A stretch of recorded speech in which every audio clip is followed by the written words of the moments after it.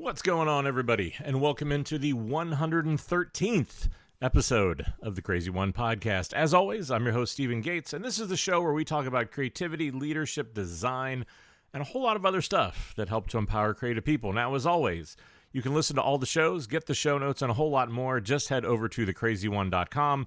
It's the crazy and the number one.com. And hey, do me a favor. While you're on your favorite podcast platform, make sure you hit the subscribe button so you get the latest episodes whenever those come out. Also, if you're trying to figure out how to get through quarantine with some measure of sanity, have finally thought that maybe you hit the end of Netflix, you can always go over and check out because the CRZY is now on YouTube. So I've done videos on career coaching, different application tutorials, masterclasses. You can look at a bunch of my keynotes and things like that. So once again, just head over to thecrazy1.com this time /YouTube. And oh, by the way, you can subscribe to that content too.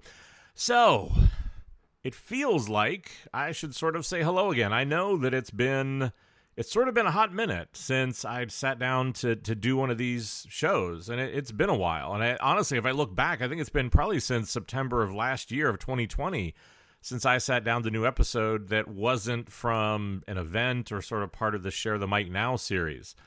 And look, if I'm being honest, that break was necessary for a lot of different reasons for me. I think one was just because, look, I'm not ashamed to admit that, especially heading into the second half of last year, I was burnt out. I think I was frustrated. Inspiration was a real problem. Imposter syndrome was a real problem, as I talked about with some of the Share the Mic episodes. I think it was obvious that some stuff needed to change, and I needed a little bit of time to figure out what that was. And I think, look, in the midst of all of that, clearly that was then compounded by my father unexpectedly passing away, right? Because I think that just sent everything into a deeper slide. And what I wanted to do was just, to be honest, I just needed to give myself a little time to sort of deal with the pain, deal with the frustration, and then, do what I do, which is then get back to work. And that meant, look, if you're anything like me, I've looked at relationships in my life, I've looked at friendships, I've looked at, all sorts of different things about what's going on at work, and again, wanting to move to Pittsburgh and get out and escape from New York and do all these other things. And so I've been making some changes. And I think, the good news is it's really helped. But probably the biggest change is, and I think, by the time this episode airs, which is if you sort of, again, have the subscribe on, these come out around 9 p.m. Eastern U.S. on Sunday night. But most of the time I do that so it downloads and people can listen to it on Monday morning. By now, the news probably should have broken that I had made the decision and have already left InVision. This past Wednesday was my last day. You can check out the social media channels just in case that announcement gets pushed back a little bit on what the next chapter is going to be. But I think that the journey to this new job, this new role, and I think, honestly, just sort of the way that I'm connected to the industry and I'm always talking to people and coaching people really sort of led me to want to do this episode. I think, one, it was just, I feel like the lights are coming back on, inspiration's coming back on. I think that's amazing. But I think, it's just, this is a moment that I think, oddly enough, for a lot of people, I saw coming and I never saw coming. And let me explain what that means. So in this episode, what I want to talk about are sort of what are the trends that are driving what's going on in the job market right now? Because there is so much change and so much opportunity, and so many people see it, and a lot of other people haven't quite found it or seen it yet. So I want to talk about what are those sort of trends that are driving the job market for companies and for you. I think, and that's going to be true no matter what your level of experience is, whether you're a really seasoned leader or just somebody who's starting out their career. And I think, what are some of the things you can do to take advantage of all of that? Because it's just, this feels like, I don't know what, a once in a decade moment, I've never seen anything like what's going on. So as usual, whenever I see something like that, I want to come on here and talk about it. Now, for the past year, I've told anybody, and probably everybody who would listen, that what's happening in the world due to COVID, I think, the rising social awareness, people being trapped at home, need the change to remote, a lot of these things really sort of lined up and coincided to just force us all to do a lot of thinking, to force companies to react, to force society to react. And that was, of course, going to trigger a lot of change. And I think, these things also haven't affected one particular company or one particular industry. They've affected the entire world and all of us. And I think just that alone, that moment of having something that can have an effect on that scale is probably a once-in-a-generation moment. Because you may have something that happens in a country, an industry, or a company. But I think that this is something a little bit obviously different. Now, I think the negative effects have been massive and obvious for a lot of people. Again, I've done episodes on, because people are getting laid off, companies are downsizing, that, people are out of work. There have been a lot of really negative parts of this. But it's been an interesting thing as we're now sort of nearing probably the 1-year mark of going through this pandemic, that I think I'm starting to see at least a lot of positives coming out of it too. That I think the positives effects have been, I've never seen a time where the market has been more open and demanding creative talent in a way that honestly, I've never seen so many major design leaders, just people of young creatives, everything, taking on new roles, taking on new opportunities, moving around. I feel like every day I'm on social media, I'm on Twitter, and I see somebody, I'm like, holy crap, I can't believe that person is leaving there. I can't believe that this person is going to go do something else. I never would have thought they would have left this place.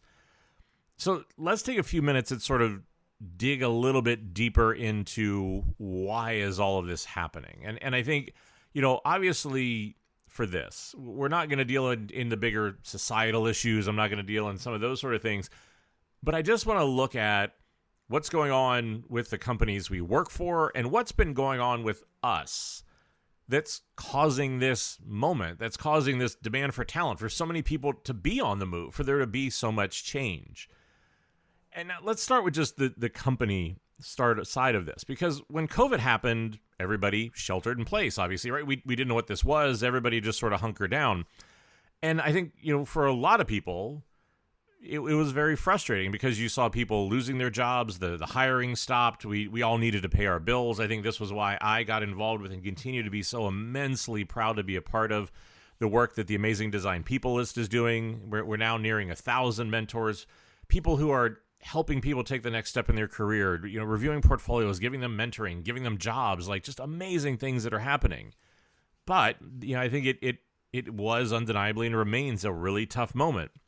And I think during that time, we saw that we all went from working in person, being in the same building or something that approximated that, to being remote. And I think that what happened there was that shift, that change from being in person to being remote really sort of surfaced a lot of companies' organizational sins, right? We saw issues around lack of trust. Again, I think I probably spent 8 or 9 months of almost every single day talking to some CEO, some C-suite, some leadership team about what is the sort of culture they built and why is it that they're so concerned that just because they can't see their people, they're somehow convinced that they're not working.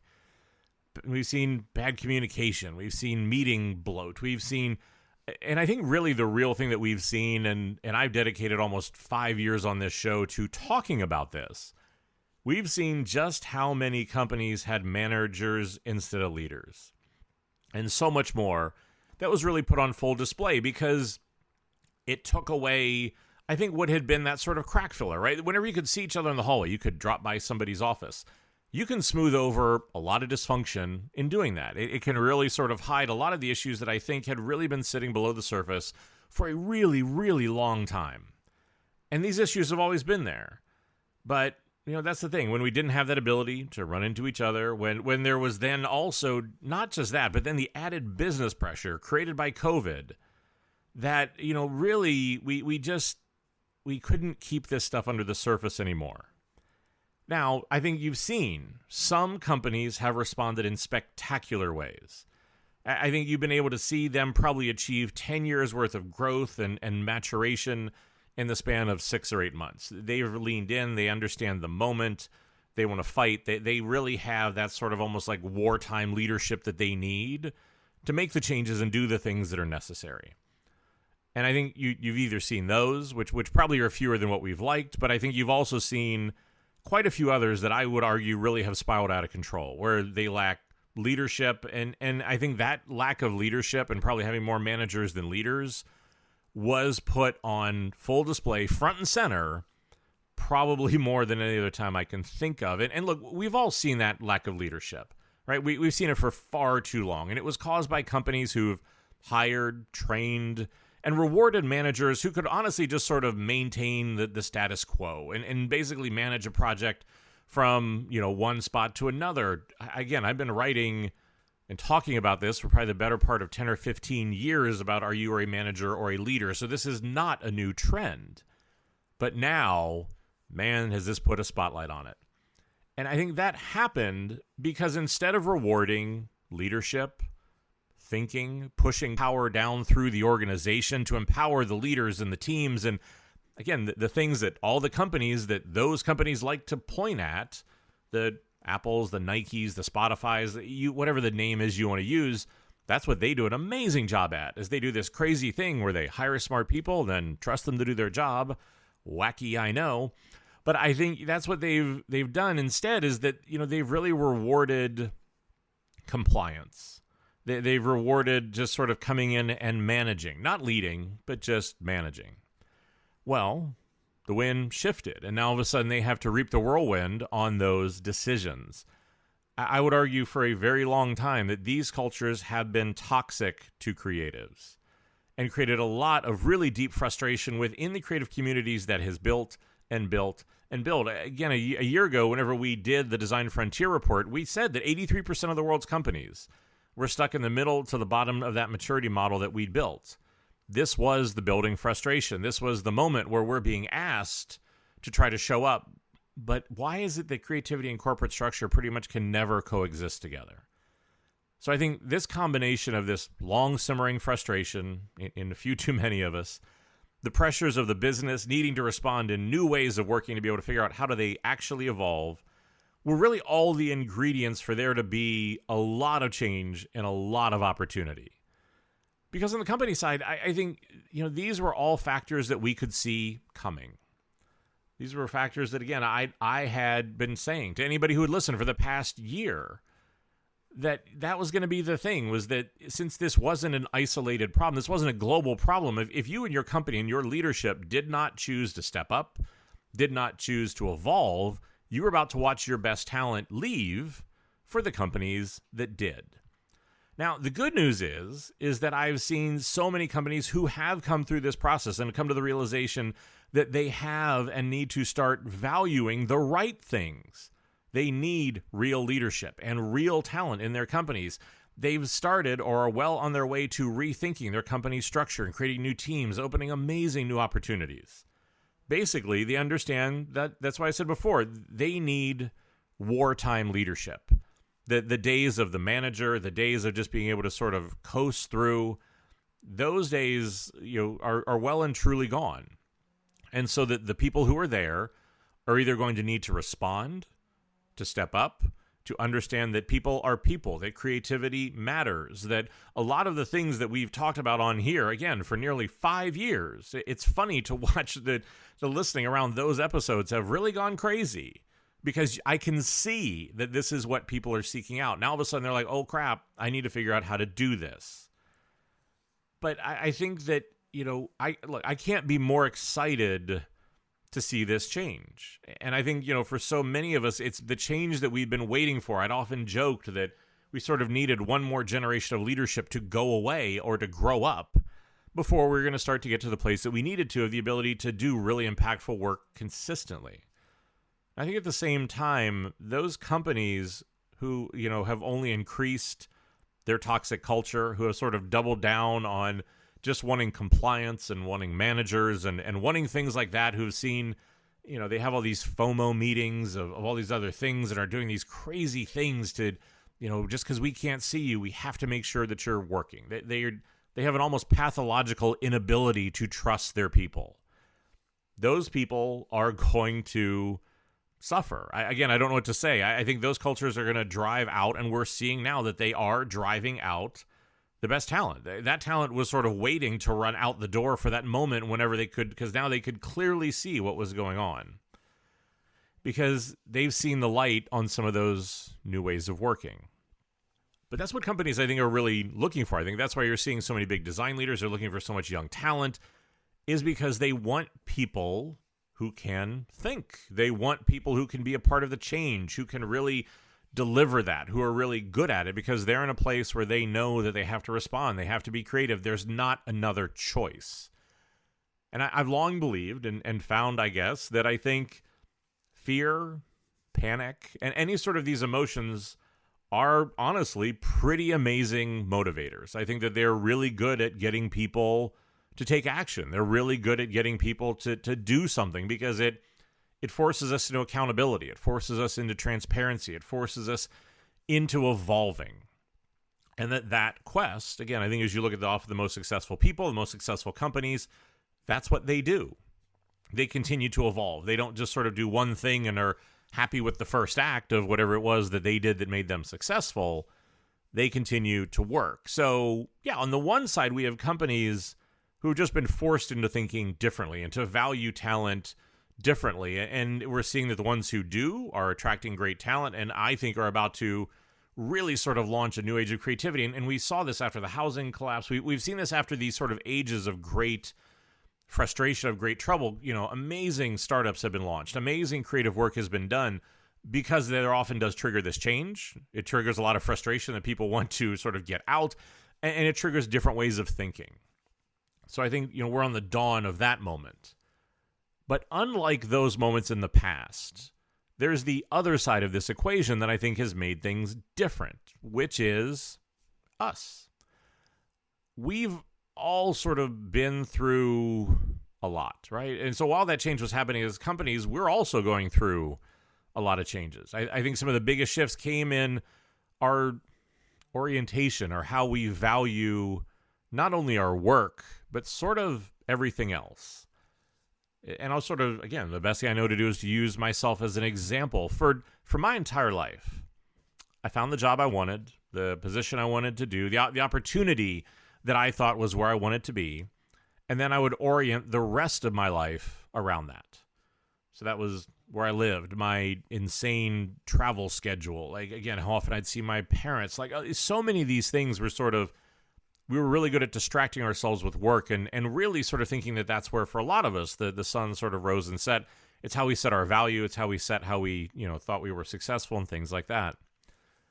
Now, at least for me, the one very noticeable thing that shifted for me, and I think, again, I don't know that my journey through the pandemic is normal, partially because I'd had a remote job before, but I've also sort of suffered some very significant pain with the loss of my dad and other things like that. But it's really sort of helped me, I think, look at and position my work in a healthier place. How much of my life do I want to dedicate to it? How much do I want it to be the primary driver? And I think that's really what it's come down to for me, is that for the first time in my life, that power dynamic is flipped. I know that for my wife and I, we're done. We're just done with New York, right? I feel like I'm in a position where I live doesn't matter very much for where I work. And that, I started that process 2 years ago. So that wasn't a realization that came just because of the pandemic.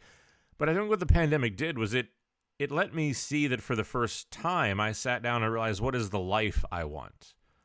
What is the time I want with my wife, with my dogs? How do I want to be closer to my mom now, to be able to spend as much time as I can with her? How do I want to be in a community that I care much more about than the one I'm in now? And that's horrible to say, but it's true. Like, there's a pull that's drawing me to that place. And I'm certainly not alone in this. As you looked at, I think for 6 or 8 months, the moving companies in New York, I know, have been booked at least 2 and 3 months in advance, because everybody has obviously also come to this realization. One, just because when you're in a pandemic, being a tight, crowded space doesn't do you a lot of favors. But I think a lot of people are going through this realization, right? That our life and what we want and those sort of things matters. And I think it sounds almost strange for me to say that out loud, that, like, my family matters. But I think, look, we've also been much more aware that I think the pandemic has made us more aware and reevaluate what really matters. I think that you were much more aware of how transient and fragile all of this can be. Because, again, when we're very busy, we're very good at distracting ourselves from that fragility.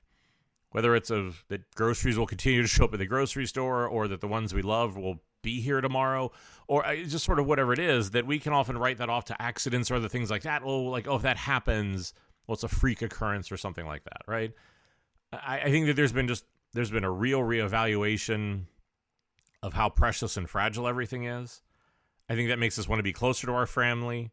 I think there's a much bigger awareness of how much of our mental health have we been willing to compromise, to give up, to how we basically had convinced ourselves that running on that sort of treadmill, that doing those sort of things, well, that's what success should have felt like, right? And it started to hit on this about a year ago, starting to sort of call out that, I think at the time I'd phrase it as like success porn, where it's just you give everything, you sacrifice everything, you sell everything, like you do everything, and that's how you're successful. And I think this has obviously put a real spotlight on mental health and what's going on there. And I think just because we're just less distracted by all of it, we're forced to face ourselves. We're forced to face the people who we live with under our same roof. A lot of those sort of things that we didn't really have to do before have now become front and center. And life is now leading instead of work. And that shift alone, I think, has also caused a lot of people to look at their job, to look at their bosses, to look at their company, and really say, is this really what I want to be doing? Do I really have some passion for this? Is this really the place that I feel like is going to take care of me and do those? Because again, especially at a moment whenever so many of them have been almost putting on a parade of how they just don't really care about their people and they're going to do whatever it is they want to do because they don't trust them. The intersection of those moments, I think, means that we're all willing to just put up with less insanity. We're actually willing to put ourselves more front and center, which is, again, for me, has been such the hope and the quest and that hope for self-acceptance for so many people. I think we want real leaders. We want to be a part of something that means something, that we're proud to say we're a part of, that, again, feels like if we're going to be giving this much time and this much effort and this much of our soul, that these are things that matter. And so I think that, to me, has sort of led to this moment. This intersection of companies either stepping up or driving people out. And then I think for the first time, us holistically as an industry and as a people, I guess, just really going through and reevaluating what matters.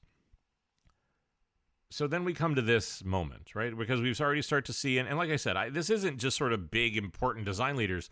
I've seen people from their very first job, maybe their second job, maybe they've been struggling with imposter syndrome and the pandemic just was really crushing them with that, really start to come out the other side of that to do some pretty amazing things. And I think as I've coached those people, as I've talked to them, there's really three things that I've sort of asked them to focus on that has been consistently getting really good results.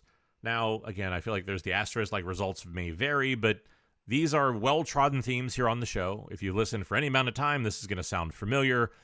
But I do want this moment to refocus it and talk about, again, why is it taken on even greater relevance in this moment? So as we look at how do we take advantage of it, the first one, and you've heard me talk about this pretty much since the beginning of the show, is understanding yourself and your brand matters now more than ever. Because as I've talked about for so long, and again, go back and listen to just for like the top line ones, you can look at episode 106, 61, all the way back to episode 6 or 7 of this show. We've talked about this. And this is the basics, right? Of really looking at how do you show up? What makes you different? How do you make peace with yourself?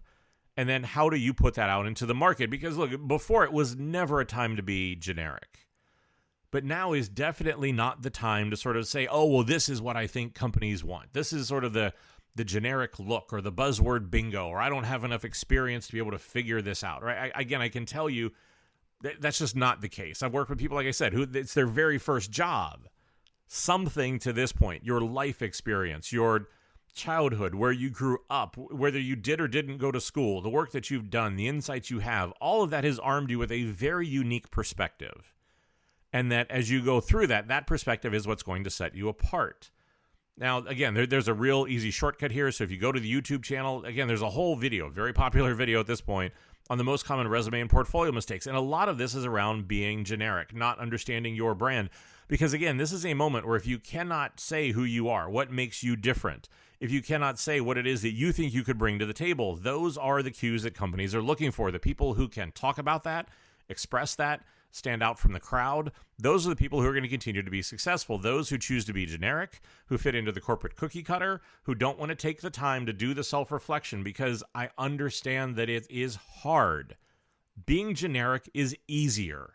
There's just not a way to sugarcoat that, right? Like if you're just generic and you sort of appeal to everybody, it's a lot simpler. You don't have to do any self-reflection. You don't have to get uncomfortable. You don't have to think about things and start to work on things. You can just sort of coast along at where you're at, and that's enough. But then you're going to coast along in that position and often get passed by the people who are willing to put in the work. That has always been true. It's just there is a heightened focus on it now. Now, the other part of this that we know, and again, why Amazing Design People List was founded in the way that it was, is that we know that the hiring system is fundamentally broken. So again, back in just recently in episode 107, we talked about how do you outsmart the recruiting system, because right now the market is flooded with a lot of talent, and you aren't probably going to find your next job on Indeed or LinkedIn. Like, I'm sorry, it's great that you have the job alert set up that email you every day or send you the alert or whatever it is, but you and your competition are all getting the same alerts. You're all looking at the same jobs. You're all sort of participating in the same system that makes you so generic, that makes it so hard to stand out and to be able to really show who you are. So great. We understand that the system is broken. We understand where those frustrations are. What we don't have to do is to accept that. So once again, as I talked about in episode 107, to reiterate, that outreach is the new recruiting. Reach out to the leaders, reach out to the teams, reach out to the companies, reach out to people in the community or in different groups to make those connections. Go to Amazing Design People List, get some mentoring, get somebody to look at your portfolio, your resume, give you some coaching. It's free. People from the biggest companies in the world, some of the best design leaders in the world, have put their hand up in the air and said, look, I am willing to help anybody else who wants it, to give them some free advice. Go take it. But again, to be able to do that sort of outreach, make those connections, stand out, don't accept the system as it is. To be able to go out and do that outreach as the new recruiting, I think that really will, again, be able to help you find that job instead of just hoping that you win the lottery and your resume gets picked out of a stack of 1,000 others by some recruiter who more than likely is just going through and doing a keyword search to see what comes up. But a lot of this is also to be strategic. Again, everything that I like to do in my career and things like that is to be strategic and to be thoughtful in the way that I do things. And so for me, that means that if you want to make a change, you need to play a short game, a medium game, and a long game. In this case, if you want to make a change in your life, in your job, in whatever it is, the short game is to get you, your brand, all of the touch points that surround that, your mind, and everything else right and ready for that journey. I'll often take 1 week, 2 weeks, maybe 3 weeks to sort of what I'll describe as like get ready to go to war. This means that, again, I'm going to make getting a new job my new job. And so I want to get everything. I want to go out. I want to look at the competition. I want to understand what other people are doing. I want to see what's working. Whenever somebody gets a new job, what do they do? I want to go. I want to study. I want to be a student of the game and understand what works and then incorporate that into what I do. The medium game. It's what I just had talked about. You want to start networking. You want to start getting mentoring. Again, go to Amazing Design People List. You want to work on a passion project. Put some new work in your portfolio. Get something that you're really passionate about. Be a part of a community. Grow your skills. Work on your network. Really invest in you and get those things going and be able to have something to talk about and some new experience. Something to get you excited, to turn those lights back on, to get the energy going again, to get you in the right headspace. And then the long game is to be able to get that job at a company that values and respects you. That could take a little bit of time, could take a lot of time, but it's going to be a job and it's going to be work. And again, if you go through and you're applying to 10, 20, 30 jobs and you're not hearing anything back, you need to take a step back, get some mentoring, get another perspective, look at what it is you're doing. Maybe your head's not on right. Maybe you're approaching it the wrong way. Maybe you need to look at presenting yourself a little bit differently. All we have to do is to treat ourselves like a design project. Many of us are incredibly used to trying something didn't work. Great. Try it a different way. Keep working on it. Tweak it. Refine it. Yet somehow whenever it comes to ourselves, all those amazing skills seem to fly out the window. But that's the thing, is to be able to take that sort of approach. So I don't have all my eggs in one basket. That I'm going through and I'm playing that short, medium, and long game. I'm trying to do different things. I'm trying to put in that work to be able to do it. And I'm not just sort of hoping. And that's a word I hear way too much. And again, I know I've talked about this in past episodes, but if you didn't hear that episode, let's do a refresher, shall we? which is for me probably the number one piece of advice that I've given over the last year, is that hope is not a strategy. Hope is not going to get you to where you want to go. Hope is not going to improve your situation. And again, I know that hope is the easier answer. I hope somebody recognizes it. I hope they recognize my value. I hope I get a raise. If you just listen to the average conversation when you talk about your career and listen to the average person when they do it, the number of time they use the word hope is alarming. Again, for me, hope is not a strategy. I'm not going to leave it up to chance and into things like that. I want to be as certain as I can, to put in as much work as I can to make sure, and again, the other big line I've used in this show, that success is a choice, and this is why. It's up to what it is that you're going to do, to put in that work, to make that change, to be able to get to, because I find myself in my new position in a place I don't understand, because I think, at least for me, whenever I start to find a new job, I think you probably have, I don't know what, the 4 or 5 things you would love, the 4 or 5 things you'd love to upgrade, whether it's, man, I love this title, or I'd love this pay, or I'd love to be able to do this sort of work, or I'd love to be with these sort of people, or I'd love this sort of attitude, right? Like, they're just those sort of things. And now in this case where I have life things that have come in, like, I'd love a job that would support me going to Pittsburgh, to doing that, to building the house that I want. I like to do those sort of things, right? And to me, that's what's been so remarkable about this moment, is because I sort of sat down and my wife and I talked, and here's all the things that we want, and it's like, okay, well, that's the dream. The crazy thing is, for me and for so many other people I know, I got all of them. To the point when, like, honestly, whenever they made me the offer, I asked them to repeat it, because I couldn't believe that they were going to let me do all this stuff, that they trusted me. Like, it was just weird. And part of what it was is, I think, it was just weird to remember what it was like to be respected and valued. I think again, that'll be a therapy session or sort of a statement for another time we're going to dig into. But it really was all the work for all those years of putting that in, of treating this like a job, of doing all those things paid off. And it really worked. And I think, again, that's the hard part of so much of this, is that you're asking of yourself to put in work when there's not a clear outcome. Whenever you don't know if it's going to work out. Maybe it will, maybe it won't. If it does, you don't know when. Like, there's a lot of just either asking for faith or work ethic or all these sort of things to go through and to put in that work, that destination, that time will come. When it does, it is fucking magical. But I think that it's a moment where, as creatives, we have that opportunity to go and take advantage of these moments, of these opportunities, to go in, to have a brand, to negotiate what we want, to talk about these things, to push back, to participate in the process in a way that I would argue I don't know that at least in my lifetime, we've ever had before.